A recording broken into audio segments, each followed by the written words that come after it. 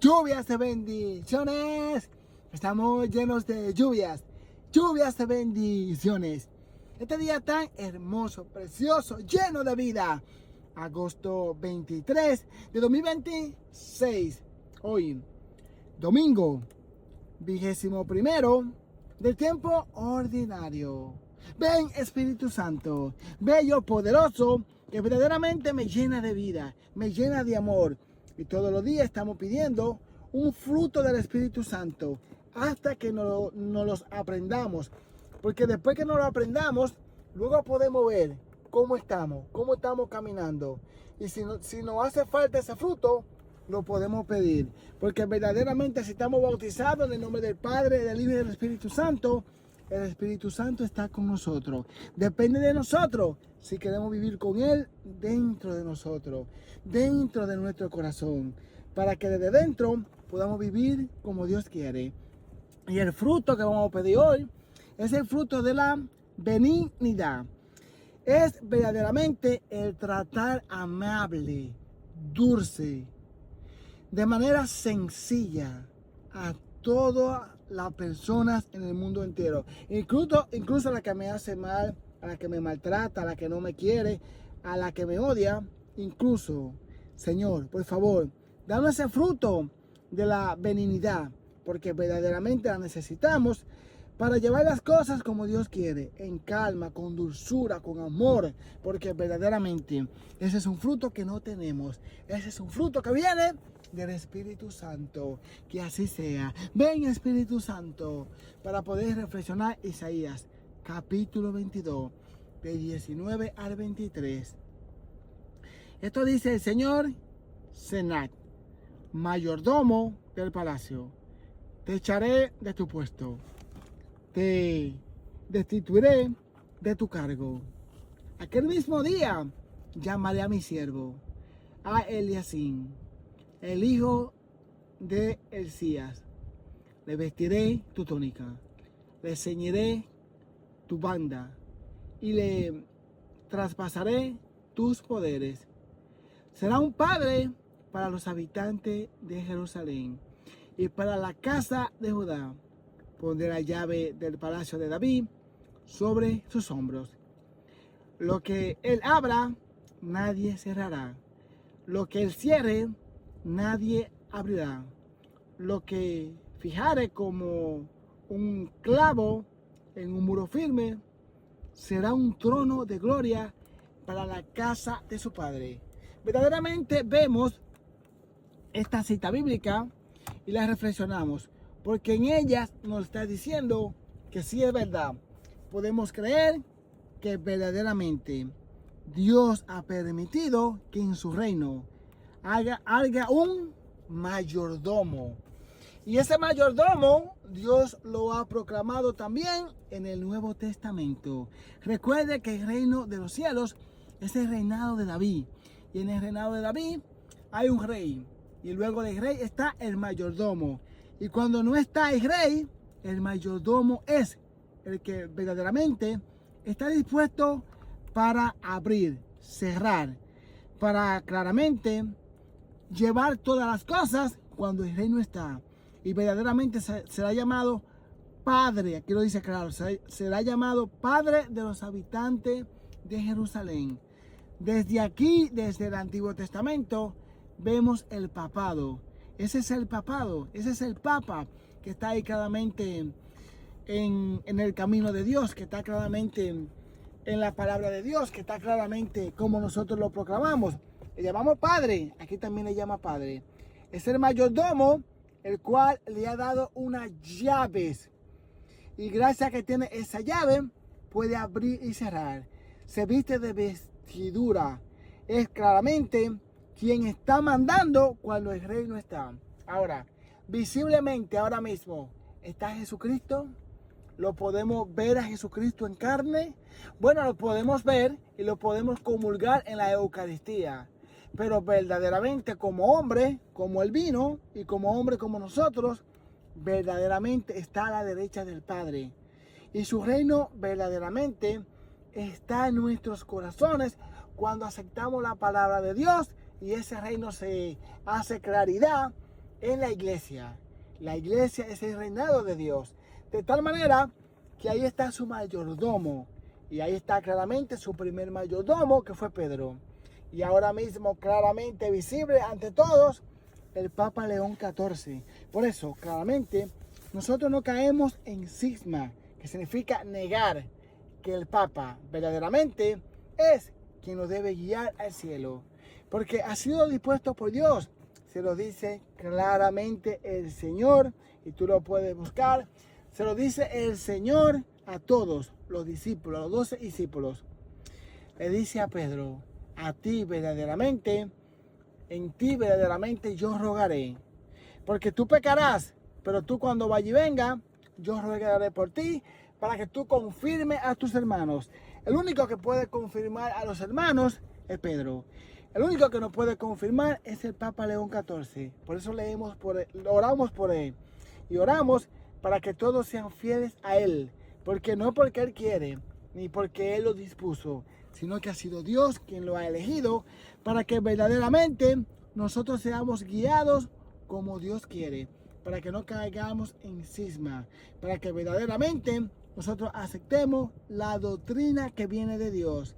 Y de Él nosotros vamos a recibir sabiduría. Porque nos dice Romanos capítulo 11, desde el versículo 33 al 36, que verdaderamente Dios no se equivoca. Nos dice, qué inmensa y rica es la sabiduría y la ciencia de Dios.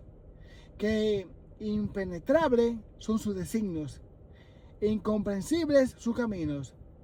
¿Quién ha conocido jamás el pensamiento del Señor? ¿O ha llegado a ser su consejero? ¿Quién ha podido darle algo primero para que Dios se lo tenga que pagar? En efecto, todo proviene de Dios. Todo ha sido hecho por Él. Y todo está orientado hacia Él. A Él la gloria por los siglos de los siglos. Amén. Verdaderamente a Él la gloria por los siglos de los siglos. Amén. Porque solamente podemos reflexionar y meditar y pensar aquello que Él nos ha dispuesto. Y verdaderamente nos podemos gozar en su palabra, porque fue Él que le dijo a Pedro, Pedro, apacienta mis corderos. Por eso, los corderos de Cristo lo apacienta Pedro. Los corderos de Cristo lo apacienta el Papa. Los corderos de Cristo lo apacienta León XIV. Que así sea. Dios nos bendice por medio de este evangelio. Mateo, capítulo 16, del versículo 13 al 20. Lo leemos en el nombre del Padre, del Hijo y del Espíritu Santo. Amén. Cuando llegó Jesús a la región de Cesarea de Filipo, hizo esta pregunta a sus discípulos. ¿Quién dice la gente que es el Hijo del Hombre? Ellos respondieron. Uno dice que eres Juan, el Bautista. Otro que Elías. Otro que Jeremías. O alguno de los profetas. Luego le preguntó, ¿y ustedes? ¿Quién dice que soy yo?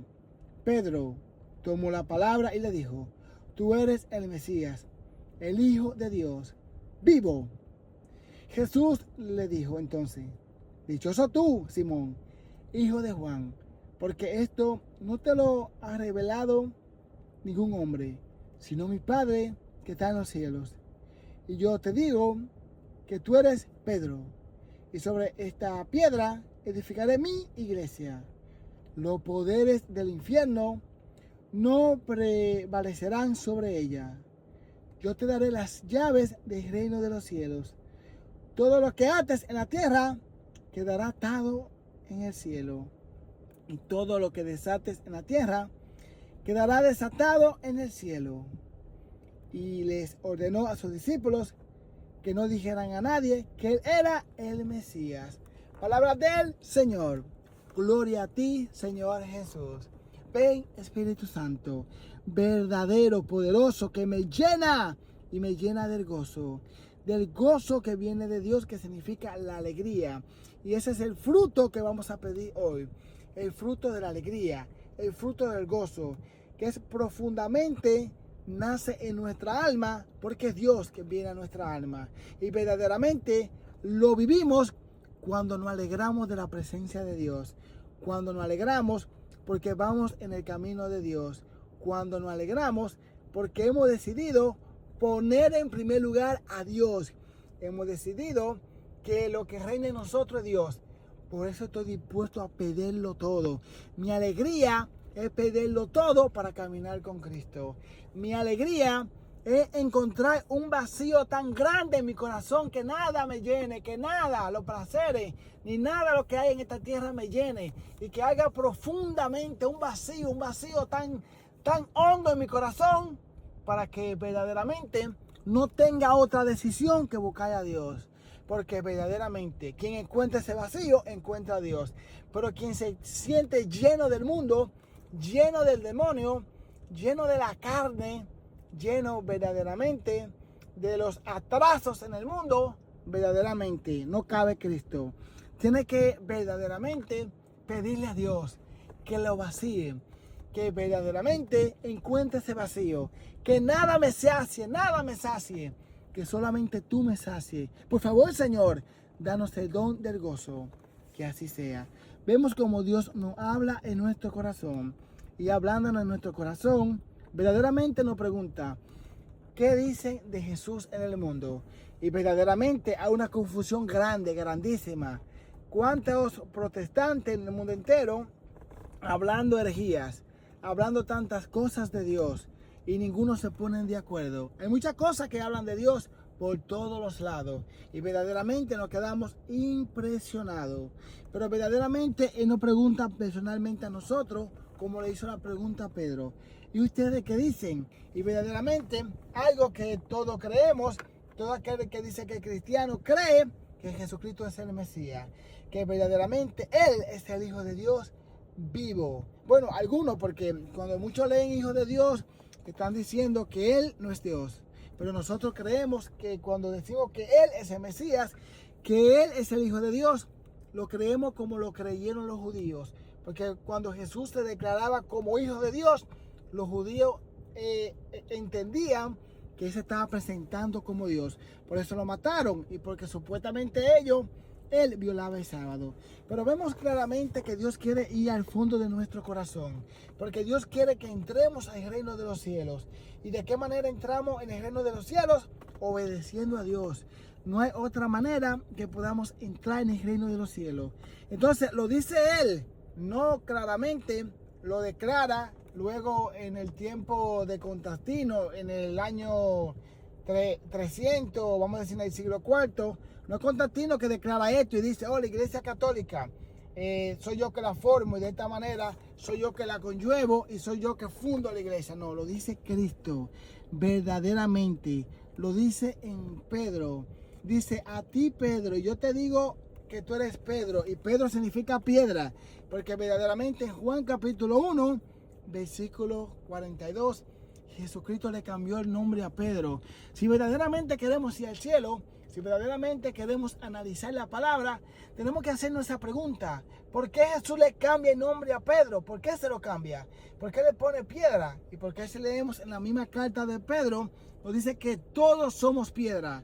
Entonces, ¿por qué vamos a negar de que Jesucristo también está llamando piedra a Pedro? Y le dice Pedro, que significa piedra, y sobre esta piedra, sobre Pedro, edificaré mi iglesia. Y entonces dice Él que ningún poder del demonio va a poder destruir la iglesia. Entonces se presentan ahora los cristianos que no estaban en el siglo I, en el siglo II, en el siglo III, en el siglo IV, en el siglo V, en el VI, el VII, hasta el siglo V. Después del siglo V, quién sabe, hay muchos que son incluso contemporáneos, que están en una iglesia que comenzó ahora en este año. Tiene quizás 200 años, 100 años, o cuando viene a ver tiene como algunos 20 días. Y dicen que verdaderamente la iglesia está equivocada y que la iglesia se destruyó porque algunas personas de la iglesia se portaron mal, porque algunos papas de la iglesia se portaron mal, y como esas personas se portaron mal, entonces se destruyó la iglesia. Pues entonces quiere decir que la Biblia no miente. Entonces quiere decir que Jesucristo no miente. Entonces quiere decir que cuando Pedro se levantó en Hechos de los Apóstoles y él tomó la iniciativa, y luego entre todos ordenaron a Ananías para que fuera claramente reuniera a los 12 apóstoles porque había fallado Judas. Entonces en el fallo de Judas se destruyó la iglesia. Entonces la promesa de Dios nosotros claramente no la vamos a recibir. Porque toda la promesa de Dios está destinada a recibirla por medio de la iglesia. No hay otra manera de recibir las bendiciones de Dios que no sea por medio de la iglesia. Por eso dice claramente la palabra, no lo digo yo, ni lo dice el Papa, lo dice la palabra. Nadie, ni siquiera los demonios, pueden destruir la iglesia. Y si los demonios no la pueden destruir, ¿cómo yo voy a creer que un hombre puede destruir la iglesia? Porque se porte mal. Se está portando mal él. Pero la iglesia, que significa el cuerpo de Cristo, verdaderamente nunca va a poder caer en ese pecado.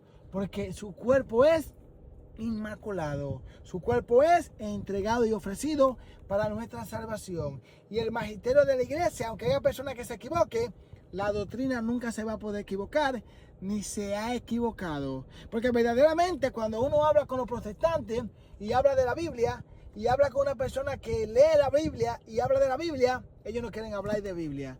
Me ha tocado que yo he tenido que hablar con algunos protestantes, y cuando yo les muestro los versículos bíblicos, cuando yo les hablo de la Biblia, cuando se dan cuenta que yo les puedo mostrar que es verdad que no somos idólatras, que no adoramos a María, de una vez no me quieren hablar de la Biblia, me quieren quitar la Biblia. Entonces, ¿qué es lo que pasa en nuestro corazón?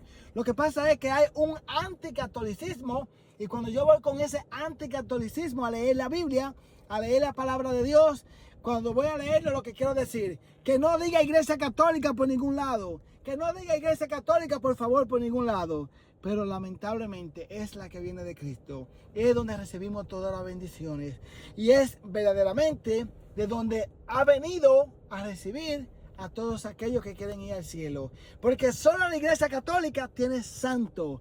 Y si yo quiero ser santo, porque todos hemos llamado a ser santo, tengo que ser católico para llegar al amor, para vivir con Dios, para ser feliz. Lluvias, lluvias de bendiciones.